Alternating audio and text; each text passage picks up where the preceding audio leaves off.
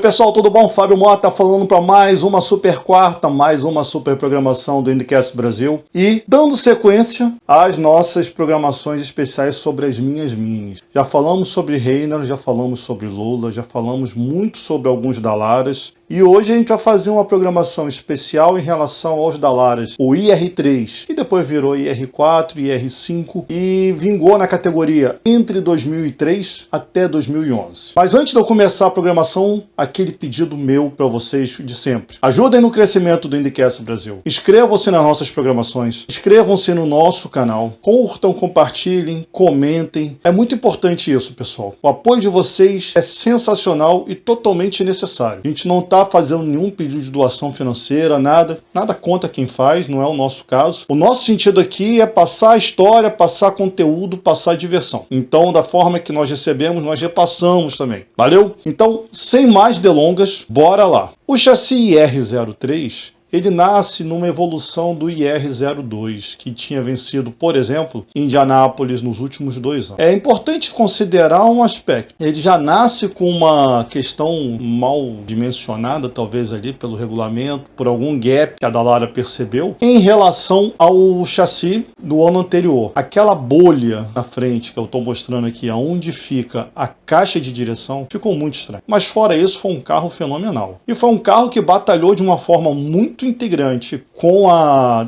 D-Force, que logo depois percebeu que não ia dar condição de fazer as duas frentes, a D-Force, quando eu falo Venus também, que eram do mesmo grupo, eram do mesmo consórcio. Então eles foram focar no chassi novo da Champ Car e acabou abandonando o programa da IndyCar e acabou perdendo os dois. O chassi IR03, ele acaba sendo muito importante para a Indy em vários aspectos. A Indy, antes da sua unificação, ainda precisava ter um cenário comercial, organizacional mais forte. Todo mundo sabe a história, como é que funciona. Das 12, 13 irmãs que o Tony George tinha, ele era o único que bancava tudo, que operacionalizava tudo. Então pensar num carro novo seria loucura. Eles iam trabalhar naquele carro até onde desse, até onde podia. Então esse carro só começa a pensar em ser substituído a partir de 2009, quando se começam os desenhos para o hoje conhecido DW12, na época o nome do projeto era IR12, e com isso o que vem a acontecer? Simples, o carro venceu diversas corridas, basicamente a partir de alguns momentos não teve competição entre outro fabricante, as competições basicamente eram entre motores e entre equipes, mas o chassi há muitos anos a gente tem somente a Dallara como fornecedora, e acredito que pela métrica, pelo concerne que a Penske Entertainment está tendo agora, a não ser que mude muita coisa, eles devem manter a fidelização com a Dallara por longo tempo. Tem um carro novo chegando, que a tendência é que ele rode a partir de 2027, mas a tendência é o que vai acontecer. A gente vai ter boas novidades aí para o futuro, já estão se falando mais ou menos como é que é, mas por enquanto é muita especulação. Voltando agora ao IR11, eu posso dizer para vocês que algumas grandes modificações ocorreram com ele. Em 2004, a Dallara resolveu fazer uma abertura na tampa do motor para poder melhorar fluxo e, quem sabe, melhoria de acerto aerodinâmico também. Convenhamos, com uma droga. Muito. Tanto que eles voltaram. A Dallara lança alguns kits de update, um modelo chamado IR04, como eu falei, e depois o IR05. Talvez esse tenha sido o último grande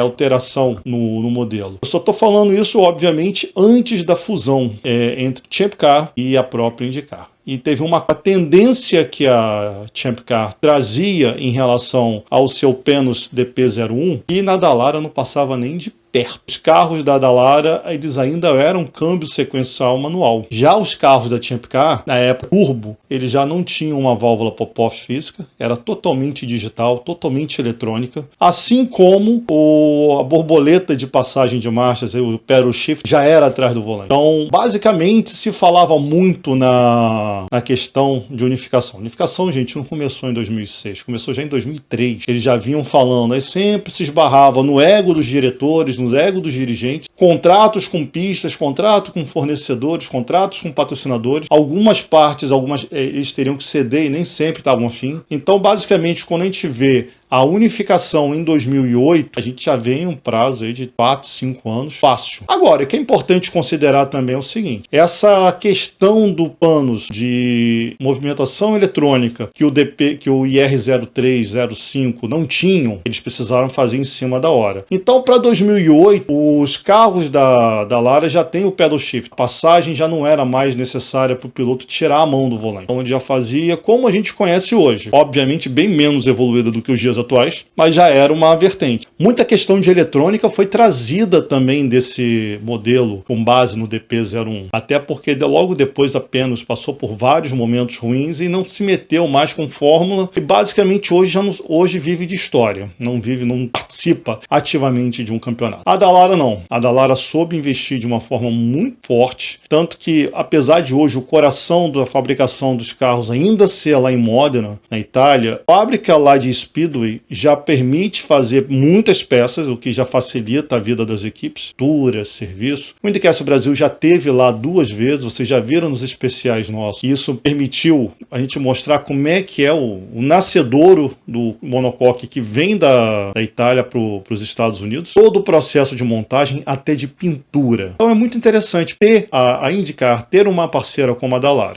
Conversando com várias pessoas da velha guarda da Indy, muitos foram claros em dizer que eles queriam que os chefes de equipe e os pilotos queriam que fosse o Penos, pela quantidade de artefatos eletrônicos que modernizavam a categoria. Mas por que a Penos não ficou? Sim, a Penos não tinha dinheiro para desenvolver. A Dallara não. A Dallara tinha condições de desenvolver e vender, não fazer dos donos de equipe sócio. Isso é importante. As equipes não estavam muito bem financeiramente. Apesar da gente ver várias marcas triunfantes nos carros, muitas vezes os acordos eram diferentes, porque tinha um inimigo muito forte do outro lado, que era a NASCAR. A NASCAR tinha mais televisão, tinha mais calendário, tinha mais etapas, e com aquela questão da cisão, tudo que eles queriam aconteceu. Enquanto a Indy, a kart e a IRL estavam brigando, a NASCAR estava nadando solta. Então isso foi deveras importante para tudo acontecer. Mas o que é legal falar é o seguinte, é um carro que foi vencedor, foi um carro que foi importante para uma determinada gestão financeira das equipes, o que permitiu que as equipes pudessem ter até 4, 5, 6 carros por etapa. Em Indianápolis, isso é muito claro. Era um carro que também, como hoje eu sempre falo nas programações do IndyCar Brasil, a Chip Ganassi já possui a dominância do DW12 em suas versões. Penske, Ganassi e Andretti brigavam ali entre eles pela dominância, mas era uma questão mais equilibrada. E tristemente salientar que o piloto que desenvolveu o modelo substituto, que seria o IR12, depois rebatizado para DW12, o Dan Weldon, ele fez toda a programação de teste. Teoricamente, dizem que ele já estava assinado com a Andretti para retornar à equipe em 2012, equipe que ele deixou ao final de 2005 para ir para Chip Ganassi. Infelizmente, ele morre na última etapa daquela temporada, que seria a última etapa dos IR05. O final desse carro não merecia ser um final triste, mas infelizmente aconteceu o acidente. Então, pessoal, mais um pouquinho da história aí das minhas minis. Eu acho mó barato estar passando isso para vocês. E vocês estiverem afim, mandem perguntas, mandem sugestões. Hoje eu tô com quase 200 carros e a tendência é crescer. Então, fala comigo aí, manda mensagem nas nossas redes sociais, nosso grupão do WhatsApp, nossas redes sociais que vocês já conhecem, aqui no YouTube principalmente, também no TikTok. Deixa escrito o que vocês entendem que pode melhorar e eu conto com vocês. Valeu, abraço pessoal, fica com Deus, tchau. Valeu pessoal. Gente, eu sou o Fábio Mota, eu queria agradecer a audiência de vocês até aqui, valeu demais, mais uma super quarta, lembrando das nossas programações, terça-feira, a terça espetacular, sempre com uma corrida do passado, mais remoto ou menos remoto, sempre em português, para que vocês possam matar saudade, se divertir, e para os que estão chegando para a Índia agora entender que é um passado super rico, super emocionante. A quarta-feira sempre na super quarta, programas como esse, de doses curtas, mas contando histórias, relembrando histórias, discutindo fatores técnicos. E, na quinta-feira, o nosso programa de entrevistas. Valeu, galera! Muito obrigado. Vejo vocês a qualquer momento aí. Um abraço, fiquem com Deus e tchau!